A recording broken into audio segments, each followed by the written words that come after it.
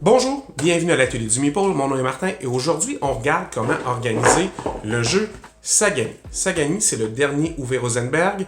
C'est un jeu abstrait, oui.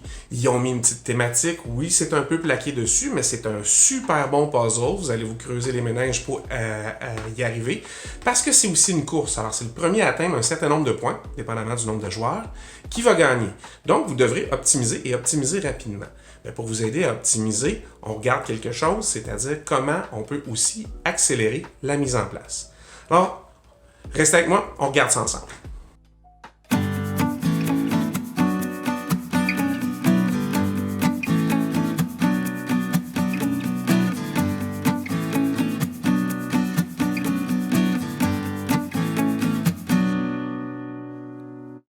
OK, aujourd'hui, le jeu Sagani. Sagani, c'est par Uwe Rosenberg, comme on disait tantôt. C'est un jeu de tuiles essentiellement. Fait qu'est-ce qu'il y a? Il y a le plateau des points, les règles de jeu, quelques sacs. Alors, ce qu'on a essentiellement, c'est des disques de couleurs qui vont vous servir de marqueurs et beaucoup de tuiles. Et là, ben, comment ranger ces tuiles-là? Et la grande question, c'est est-ce que les tuiles ont besoin d'être rangées mieux que ça? Parce que, à mon avis, la question est là. Parce que, d'ordinaire, j'aime pas du tout ces inserts-là, comme ça. Mais lui, il est joli parce qu'il y a le dessin sur les tuiles, puis ils se sont forcés cette fois-ci. C'est un jeu abstrait, mais les tuiles sont magnifiques, les dessins dessus aussi. Alors, je me suis dit, peut-être conserver ceci. Alors, c'est ce que je vais faire. Je vais remettre tout simplement les tuiles, parce que de toute façon, les tuiles, là, vous allez devoir les mélanger. Alors, tant qu'à mélanger des tuiles, autant les mettre dans le fond de la boîte et qu'elles se mélangent. Je me suis dit, peut-être les mettre dans un sac, dans un beau, pas un sac de plastique, là, vous connaissez mon amour des sacs de plastique. Alors, quand on laisse les tuiles comme ça, un peu n'importe comment, ça remplit tout le fond de la boîte. Solution, plan B, construire un cabaret qui va sur le dessus. Parce qu'une fois que vous avez enlevé les punchboards, les cartons, puis vous avez séparé vos tuiles, il y a beaucoup d'espace, ce qui fait que si vous mettez ça juste comme ça, ça va aller n'importe où. Alors, qu'est-ce que j'ai fait? Ben, je me suis dit, tiens, mettons le plateau de pointage comme ça. Hein, ce jeu-là, c'est une course. C'est le premier qui se rend à tel chiffre, dépendamment du nombre de joueurs. Et ça couvrait, voyez-vous, jusque... Alors, il restait l'épaisseur où le papier de couleur a été retourné sur la boîte, là, qu'on ne voit pas le gris du fond de la boîte.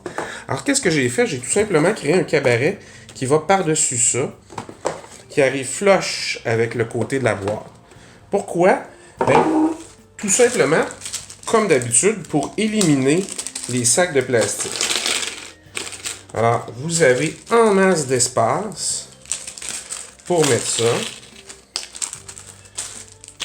Alors, c'est tout mince. Alors, le fond a 0,5 cm parce que j'utilise du carton mousse de 0,5 cm.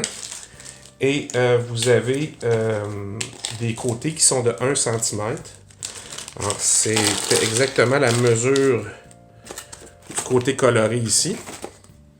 Et vous avez les jetons corruption, comme ça, qui vont aller dans la longue partie, comme ça ici.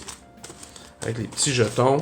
J'aurais pu faire un séparateur pour séparer ceux-là de ceux-là. Peut-être que je le ferai éventuellement. Et le jeton premier joueur que vous allez mettre là. Tout ce qu'il vous reste à faire, c'est de mettre le livre de règles, refermer ça, et vous allez arriver au même résultat.